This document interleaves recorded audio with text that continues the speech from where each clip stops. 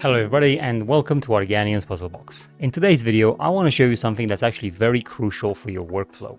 Most people actually don't know how to tint their textures in Unreal Engine or many other software actually. You get a texture off the internet, it has a certain color, and then you want to turn it, I don't know, red-ish or something like that. Most people will just use a multiply node between that texture color and a, like a color, flat color. This is the wrong way of doing it. You're effectively crushing your blacks, your lights, your grays. You're just adding this overall color on top of the texture and calling it a day. That is the completely wrong way of doing this, and today I have a solution for you. We're going to use an RGB to HSV sort of conversion. It's not the actual conversion, it's more of a how should I say, a deconstruction of the texture color, and then we're tinting that and then putting it back together and feeding it into our final shader. This particular workflow has been crucial in my Surface Forge development. I'm using it over there. I'm using extra controls as well. So I thought everybody should have access to this. Everybody should be using it in their own workflow. You would be surprised how much you can then reuse the same texture on multiple material instances with shaders, because you're now using a tint control that allows you to art direct it quickly in the engine.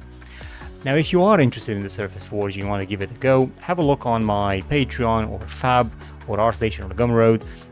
Surface Forge is a brilliant shader, I would say, for most uses. So a lot of people have actually given it a go, and I'm getting a lot of good feedback. So stay tuned for the next update. Anyway, without any further delays, let's begin the tutorial. Thank you for watching. Okay, so here's our basic material that we're using, and then we have in here one that will be the one that we're sort of like improving. But I just want to show you what usually people do with the with the saturation of this. So if we go over into our basic example here, we have a normal the base color, we have a normal map and an ORD map. It doesn't really matter. The point is, this is a very basic setup, okay?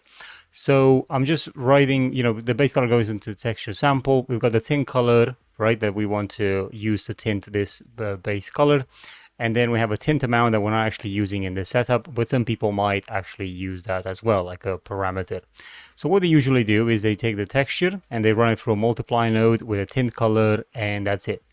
And if you look back to our material in here, if I go and tint this, let's say to this, like a red color, and press OK, and then we go back in here, this is how this will look like. And the problem that, a lot of people may not see here is that we've kind of crushed everything. The whole lighting of this texture has now been tinted with red.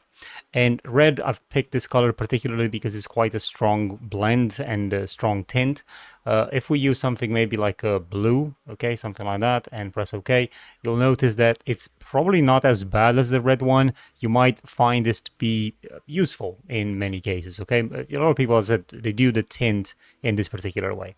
But we don't want to do that. We don't want to crush the blacks, crush the grays, and the light as well. We're going to use another different setup. So I'm just going to go back into this tint example, and I'm going to show you what this setup looks like. So we do have our base color here being fed into a texture sample. We do have a tint color and a tint amount. The first thing we want to do with the texture is we want to get the masks, masking RGB, so we can get the max calculation between the red channel and the green and the blue channel, and then we do the minimum as well.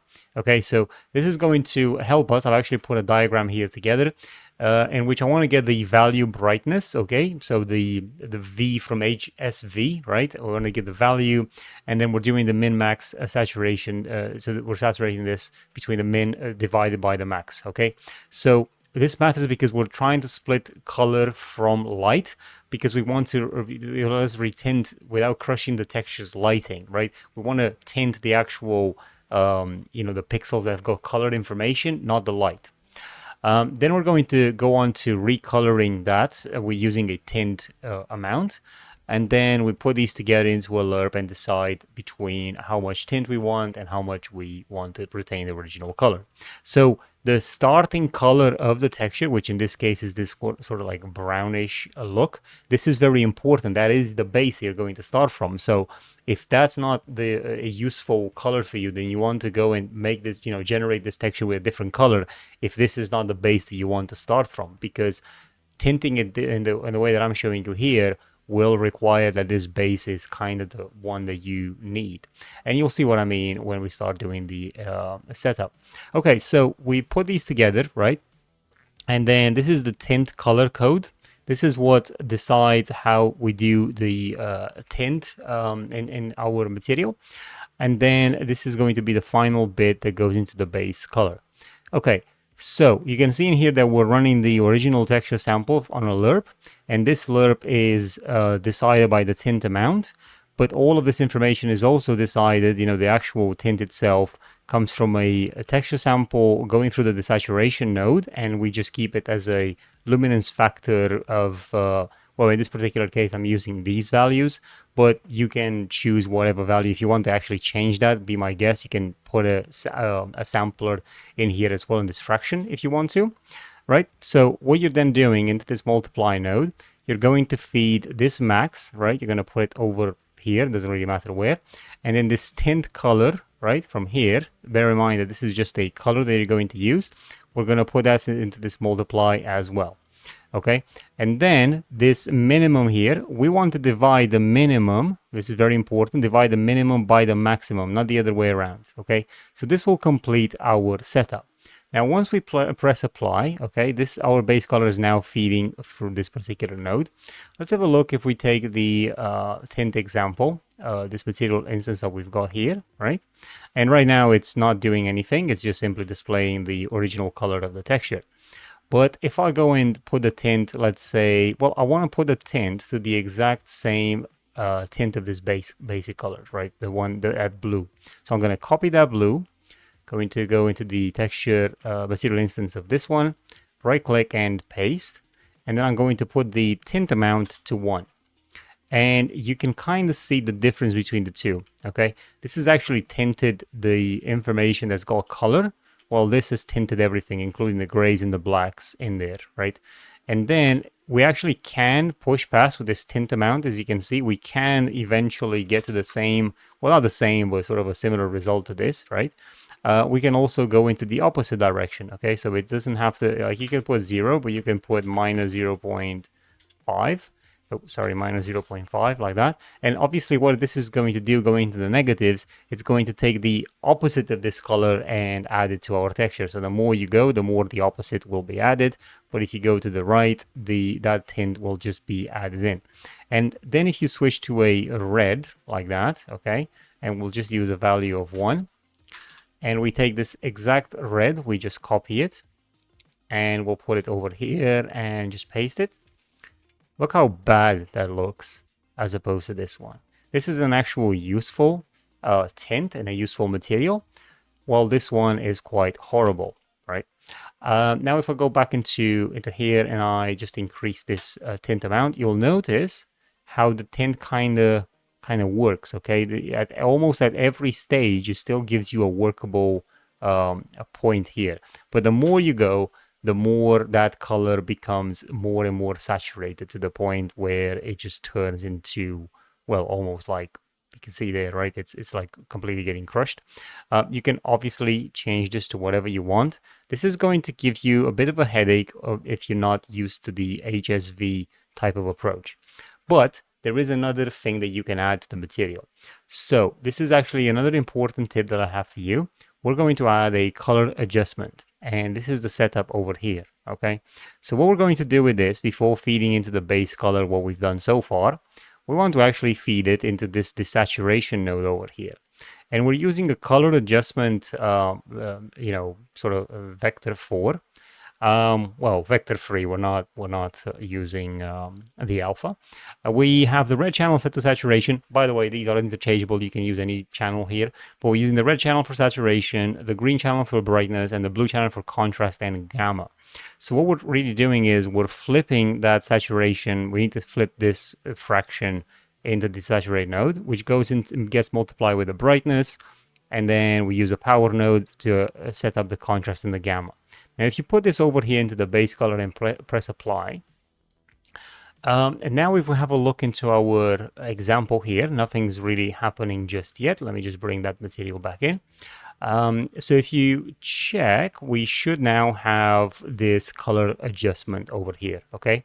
So the saturation, let's just put this over to 1. The saturation is currently set to 1. So if I increase this, you can see that I'm adding more saturation of that red. I can actually go even backwards and add the blue, okay? So we could do maybe like a 5 here. And obviously if you go with a tint amount and you go to 0, we're still saturating the original texture. So, you know, this is no saturation, some saturation, and, you know, more saturation, right? We can also increase the brightness of that texture or decrease the brightness of the texture. This can be very helpful if you're trying to art direct your texture in different ways. And then you also have a contrast and gamma. Obviously going to 0 will make this incredibly white and lose most of its contrast, but we can also go into the dark mode. So for example, we could go to like a 3 or maybe like a 2.5, okay? So you can see just how much art direction this can give you. We can also add a tint here, and maybe we want the tint to be something like that. You see how powerful this completely becomes all of a sudden. And you can see right there that we're keeping sort of like browns and blacks and whatnot, but we're adding all of these sort of details in between the texture that weren't there before. Obviously we can increase the saturation or even desaturate, or maybe just normal saturation like a 1, and we can increase that brightness or decrease the brightness. I mean, this gives you the option to do so much with the same material. Now the contrast is a bit too high, we don't have enough brightness. Let's put this to like 1.4 and a little bit of brightness, maybe something like that, and then a bit more saturation. And this on its own is now a bright new material, okay, that we can sort of like reuse in various different ways and art direct it. And ultimately it's up to you what you want to do with it, but I think it's a very useful tool to have in your pipeline for any shader at any point. I honestly, I don't think it really matters. This can help you to create so many unique assets by literally using the same material, using that same material over and over again in instances with different color variations, right? That's it. The cost is going to be very minimal for something that could look tremendously different. So yeah, hope you enjoy that. So I hope you guys enjoyed that tutorial. It was actually quite a fun one in my opinion, because once I started using this, I couldn't really go back. It was one of those moments, you know, when you just feel like you've kind of struck gold with it and now you just want to stick to the same workflow. So I've been using it all across my projects. It's been quite a transformational bit. Definitely more to do on it. You know, I can add some more parameters. But either way, thank you guys for watching. Thank you for giving it a go. And if you want to have access to more content, please take a look on my Patreon or my Fab store. And with that said, I'll see you in the next tutorial. Thank you for watching again. Keep creating.